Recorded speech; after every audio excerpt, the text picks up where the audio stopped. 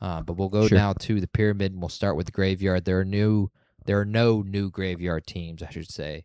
All these teams are still here, even the Vikings with 9 returning.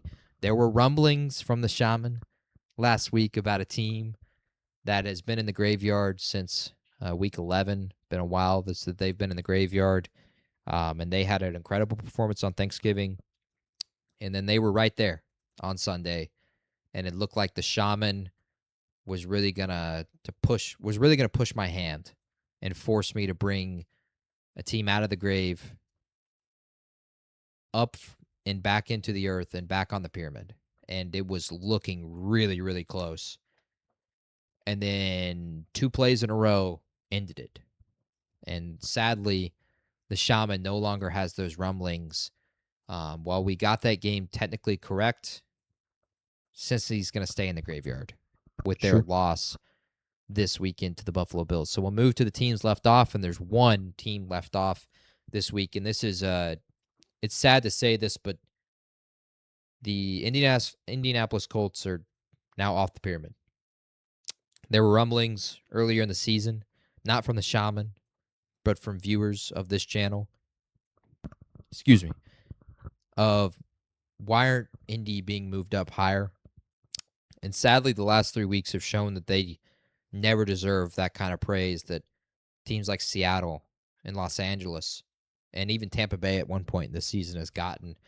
And sadly, Indy is left off. Without Daniel Jones and his Achilles injury and the idea of them potentially starting Riley Leonard, which I'm fine with, although he did not play well against Jacksonville when he came in.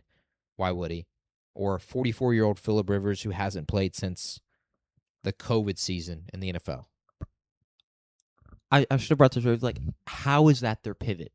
How do you go, well, okay, if Riley Leonard can't go, we're going to go with Phillip Rivers. They don't like the market, I guess. And they want to go with the connection that Steichen and Phillip have, because it's kind of on short notice.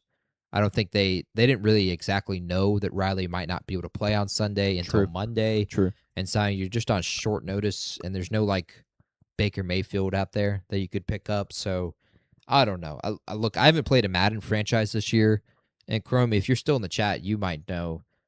Who are the free agent quarterbacks right now? Like the highest ones on Madden. I really don't know off the top of my head who would even really be high up that list.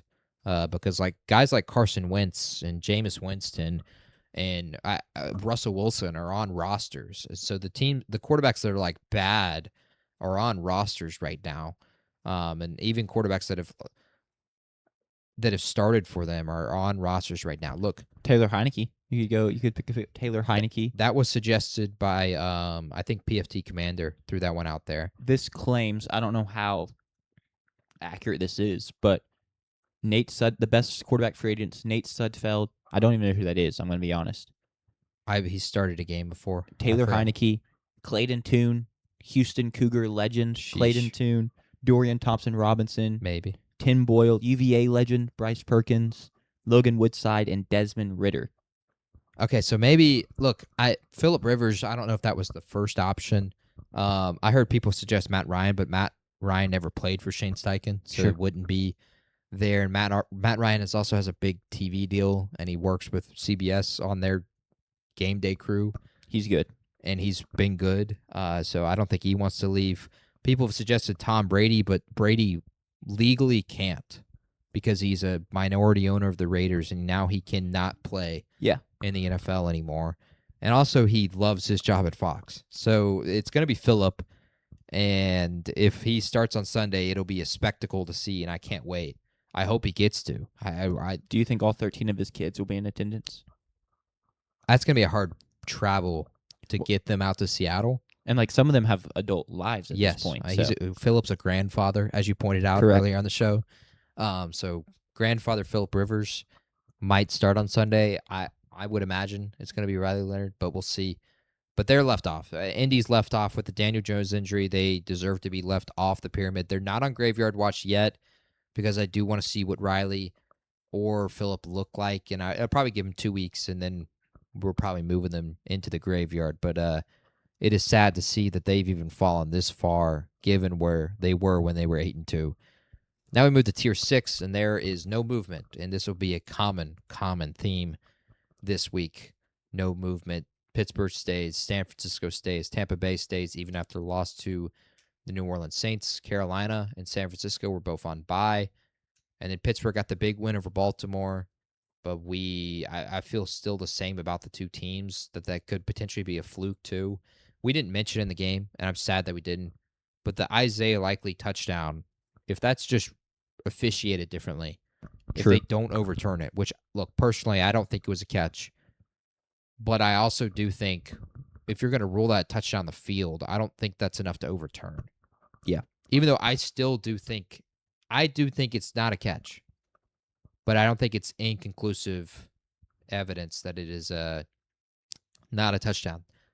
Ravens would have had the lead. They would have won that game. I don't think Aaron Rodgers was going to lead the game-winning drive in Baltimore. So Pittsburgh's going to stay where they're at, and Baltimore's also going to stay where they're at, just above them on Tier 5. And the team that's replacing Indianapolis on Tier 5 are the Jacksonville Jaguars, who are now 9-4. And so now it's Jacksonville, Detroit, the Chargers, after their ugly win.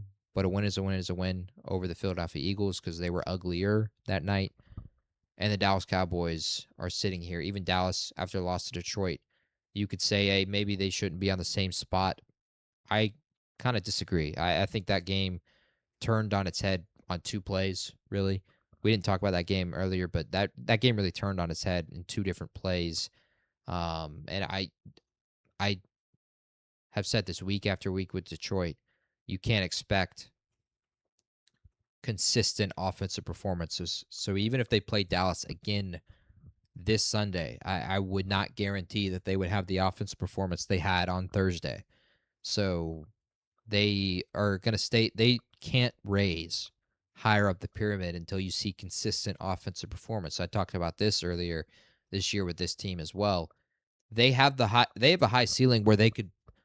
Their ceiling, they are the best team in the NFL, but they have not shown that ceiling week after week after week, and they don't win in ugly games either. They are either winning by just unstoppable offense, or they're not having consistent enough offensive play, and it ends up costing them. So they're staying where they're at on Tier 6, or Tier 5, I should say, even after their performance on Thursday, where Jahmyr Gibbs and that offense is really electric.